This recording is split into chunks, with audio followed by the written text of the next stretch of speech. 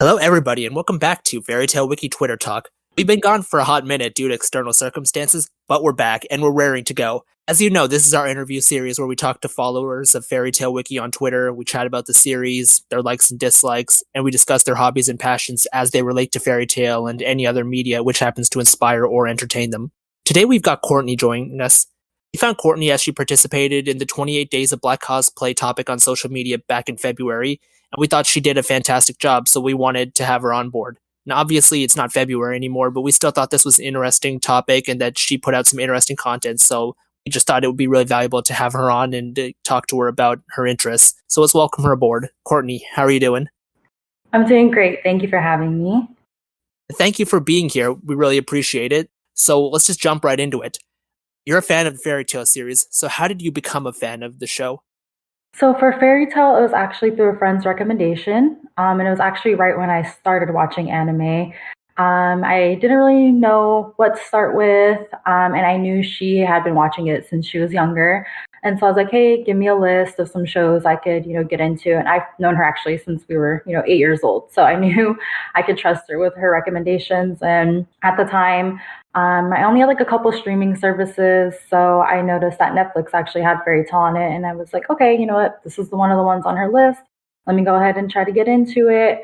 And right off the bat, I just fell in love with like the animation, the characters, and obviously, Fairy Tale has quite a few seasons, so it definitely has great content, characters. I know a lot of anime come from manga, so I definitely think Fairy Tale gives a lot of uh, what people are looking for, and yeah, I just kind of fell in love after that. How long ago was this? I'm actually really recently new into anime. I probably started watching maybe like the end of 2019. So I'm coming around close to like a year and a half of watching anime. Yeah, that is really recent. As far as the Fairy Tale series goes, the series was actually over by that point, and it had over 300 episodes. So, how did you feel about getting into a series from the start when it was already this far along?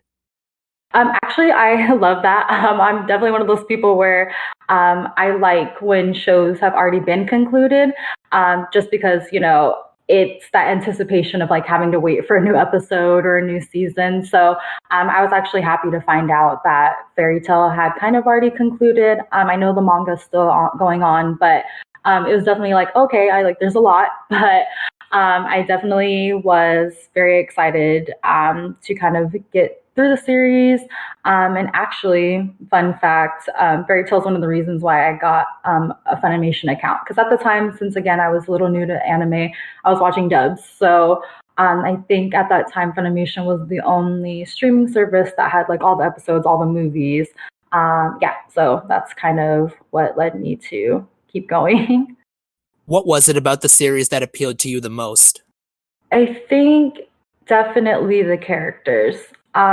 Again, because Fairy Tale comes from a manga, and I've never read the manga, but you know, obviously from watching it, they have a lot of characters. That's one of my favorite things is when a show is able to like showcase their different type of characters, different type of elements. So for me, the main draw was that, and also I think Fairy Tale does a good job with its character development. I love seeing like that start of a character and like how they came to be, whether they get their background story, you see them like level up, things like that. So I think Fairy Tale does a good job at showcasing it.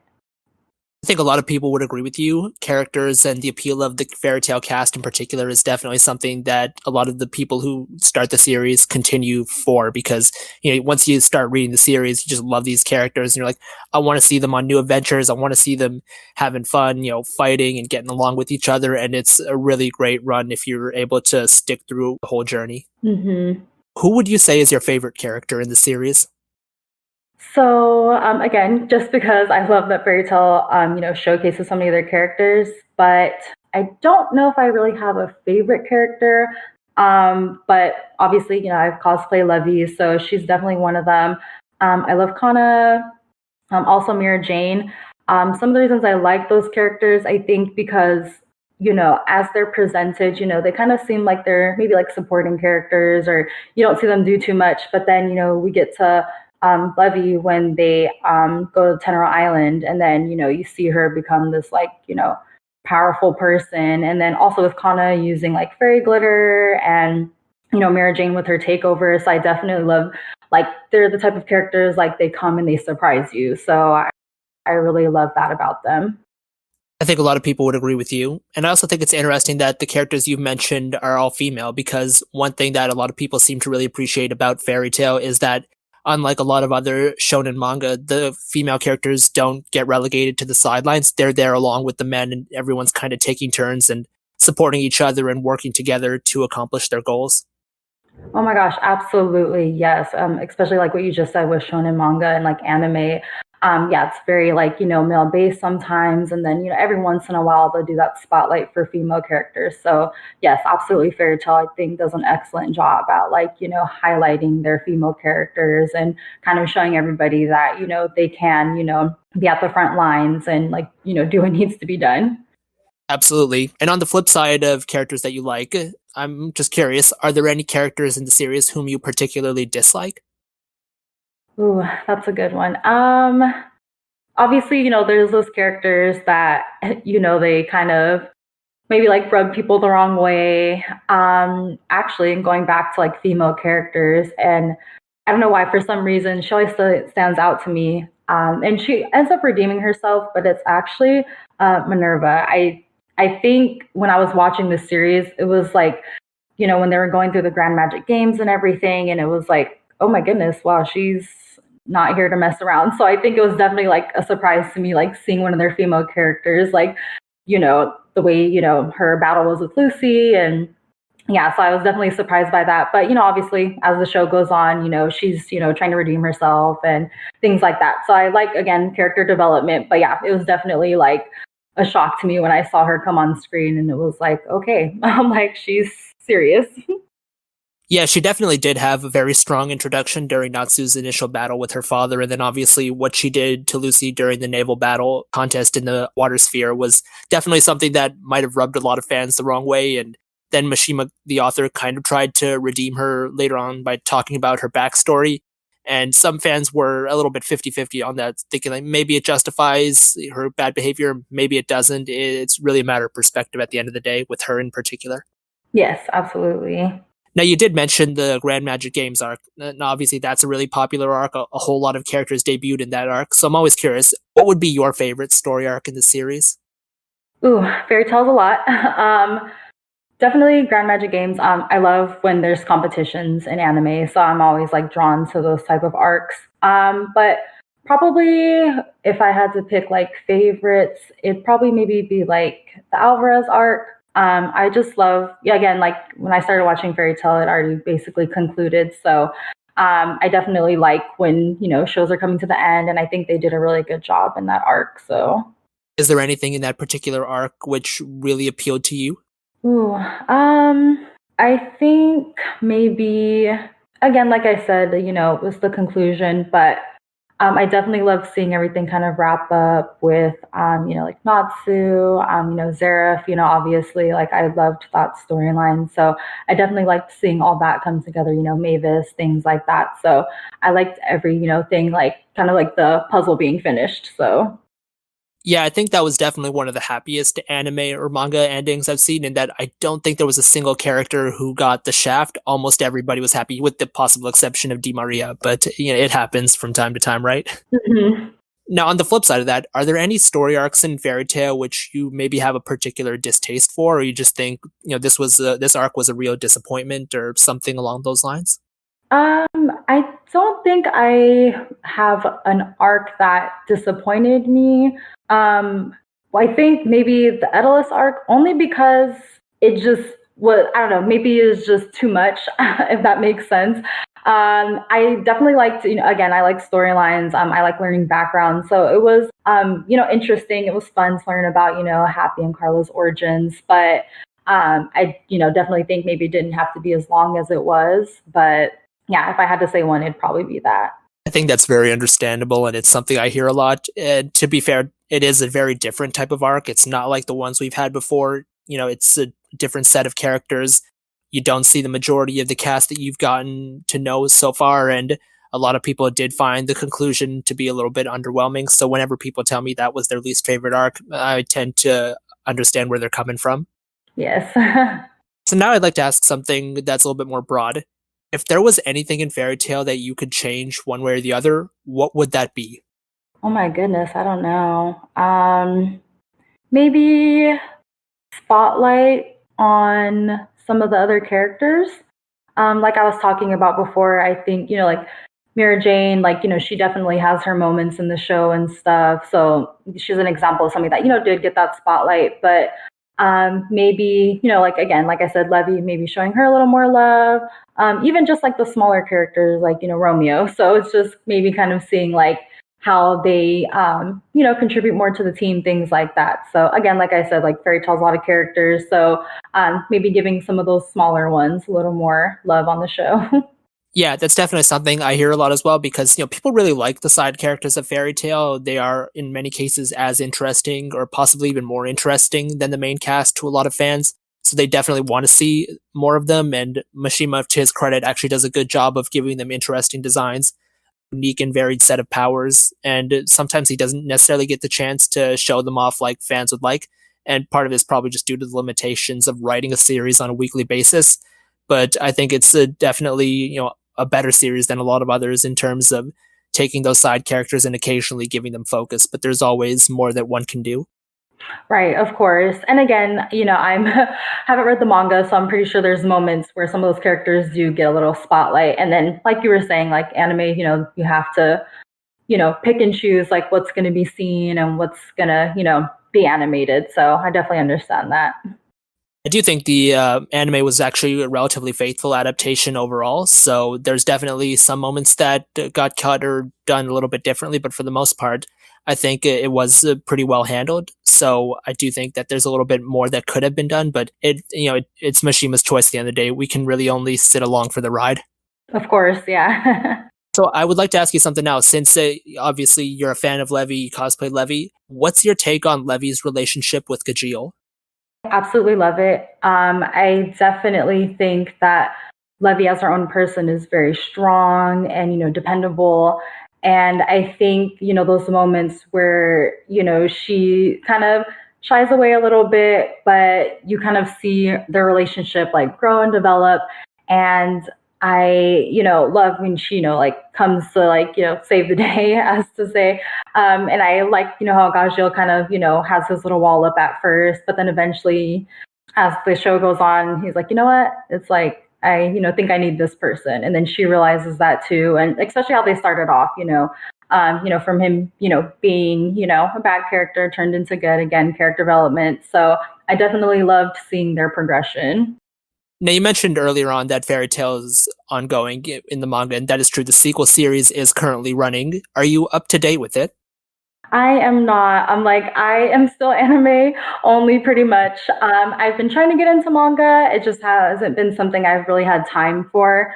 Speaking on the pandemic, that's definitely something that, everybody's working from home, there's more free time. So that's kind of really how I kind of got into anime. So manga might be that like next step, but just again, from social media, I just kind of know where things are at the moment. And I think I saw somewhere that the 100-year quest, if I'm saying that correctly, is getting animated. So hopefully that's true. I hope you didn't see that on our Twitter page because that was an April Fool's joke.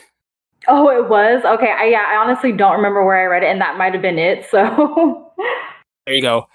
We can probably talk about that later. But when it comes to Levy and Gajeel, the reason I asked about the sequel series is I'm sure you probably remember the little revelation at the end of the anime, right? Between the two of them?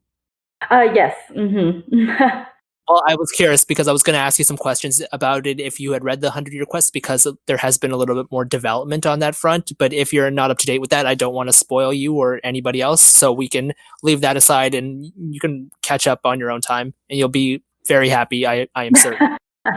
Yes, it sounds like I will be. So that is something I get to in the future. Yes, definitely be surprised, but hopefully it's a happy surprise.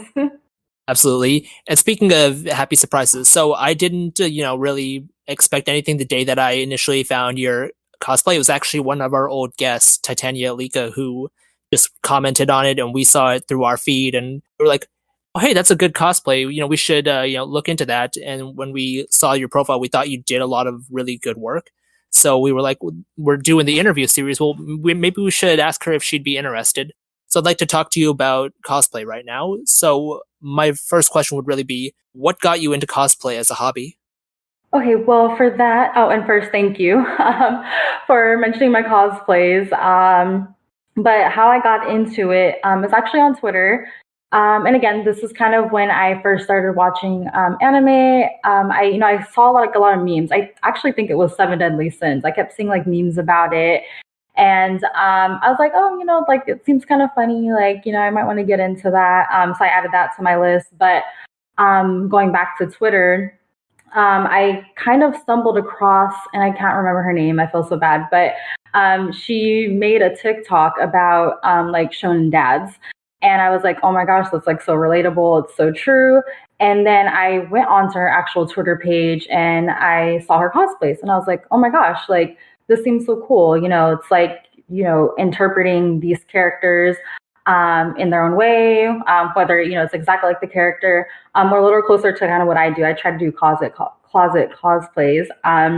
But as I'm like scrolling through her Twitter, I'm seeing how big the cosplay community is, and then for me, being a Black woman, she's also a Black woman as well. I was like, oh, there's even a community of Black cosplayers, so maybe this is something I want to get into. And I have a younger sister, and she actually is kind of the one that kind of, lit that fire in me. She ended up buying me my first selfie light. So it was kind of something I was just thinking about, and I was like mentioning to her, and I would like send her little videos and links to people's cosplays. Like, this is so cool. Like, I feel like I could see myself doing something like this, but I don't know. And then, one day I came home and, there it was just sitting on my bed. So she really is actually the one that, made me like, okay, like I have no choice now. Like I need to do this. I need to try it, see what happens. And yeah, now I'm here. That is very nice of your sister. So, definite shout out to her.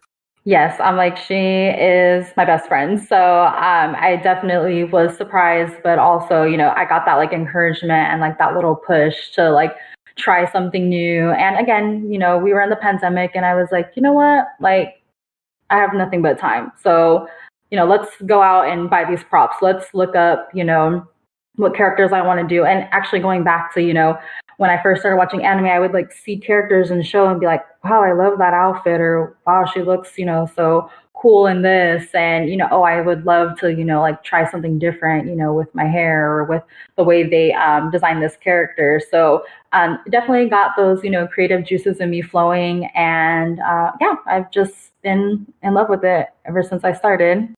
I think that's one of the really good things about finding a hobby is that once you get into it, you kind of put all your effort into it and then you try to use it to obviously get the creative juices flowing, but find a way to express yourself through that. And I think cosplay in particular is a really good way to do that. We've had other cosplayers on this program in the past, and they always tell me something really similar that once I got into it, I couldn't stop.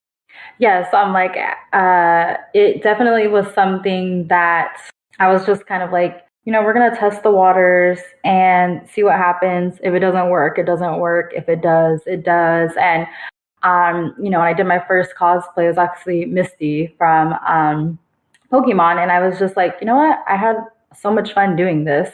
And, for that one, I just bought one prop. Everything else was from my closet. And I was like, I think this is something that I'm going to really enjoy. So, and I have been. Now, one of the hashtags you used on the Levy cosplay, which we found you on, was hashtag 28 days of black cosplay. So for our listeners who maybe don't know what that is, do you want to go into a little detail about where that hashtag came from and also how you found it and how you kind of decided to get into it yourself? Yeah. So, and then again, I'm still very new to this community, but I just remember that it's kind of near, well, I posted my first cosplay like towards the end of January. In February, as most people know, is Black History Month. So I saw a lot of cosplayers that I was already following kind of mention 28 Days of Black Cosplay. And I was like, like, what is this? And I know from the past, just from me seeing cosplays, I know one of the things that people do is like 31 Days of Cosplay, which is for October. But so I was kind of getting interested, like, oh, 28 Days of Black Cosplay, it kind of sounds like something similar to this.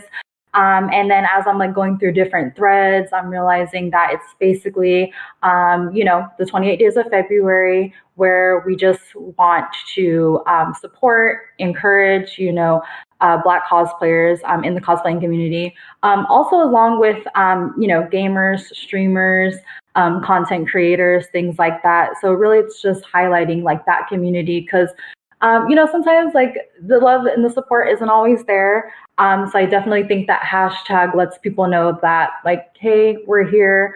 Cosplay is for everybody. Doesn't matter like what race or ethnicity you are. It doesn't matter like, what size you are, that we're all here as a family. We're all here to support each other. So definitely for me, coming off of my first cosplay, I was like, you know what, this is something I definitely could see myself participating in. And then, just everything that went on, especially during 2020, even right now, is definitely one of those things where it's like, as cosplayers, content creators, getting that support from other people is just something that was really nice. And I think it's definitely appreciated.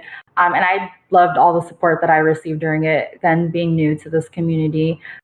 It was very surprising, but I am happy that I participated, and I'm glad that other people participated and were willing to come out and support Black cosplayers during that time. And I'm happy that you received so much support because you're never really sure what you're gonna get when you put something out on the internet. It could be good, but it could also be some pretty terrible reception, and in many cases, it's probably not justified. So I'm really happy whenever people tell me like, yeah, I did this, with anime, and I had a really good reception. People liked it. I love it, and I'm gonna keep doing it.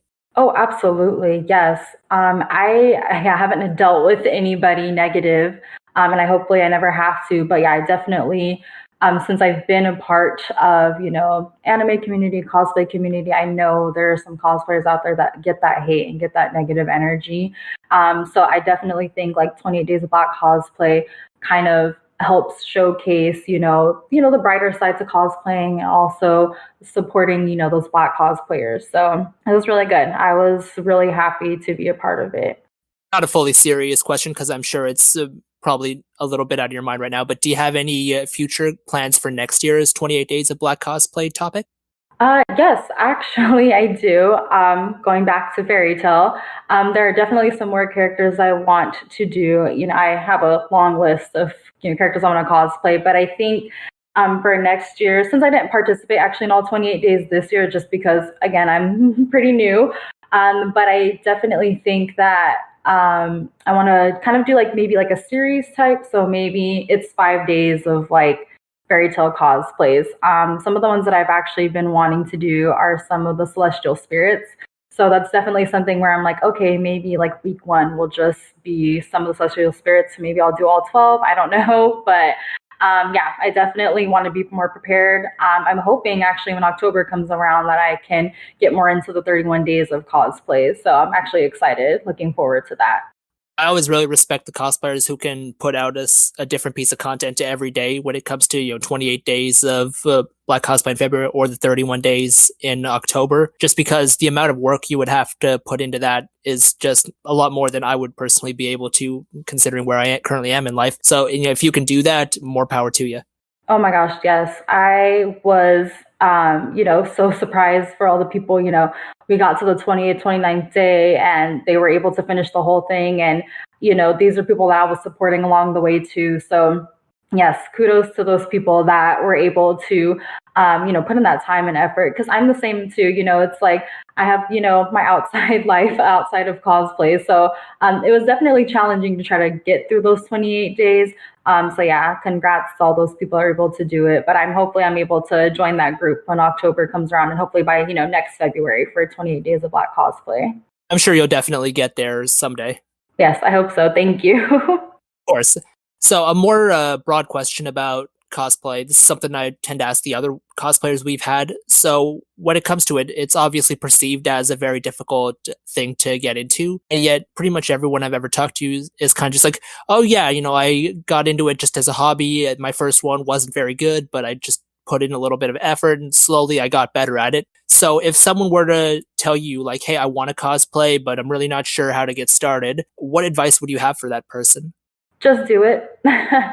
As simple as that. Obviously, like again, going back to my sister, she was the one that kind of, lit that fire. But for me, it'd be like, just go for it. Even if that first one isn't that great, even if the first 10 aren't that great. And even for me, I get nervous every time before I post a cosplay. But I think once you get into it, once you put on that first costume, once you buy that first wig, that first prop, I definitely think that's where, my influence come from, my drive to keep doing this, coming up with different ideas.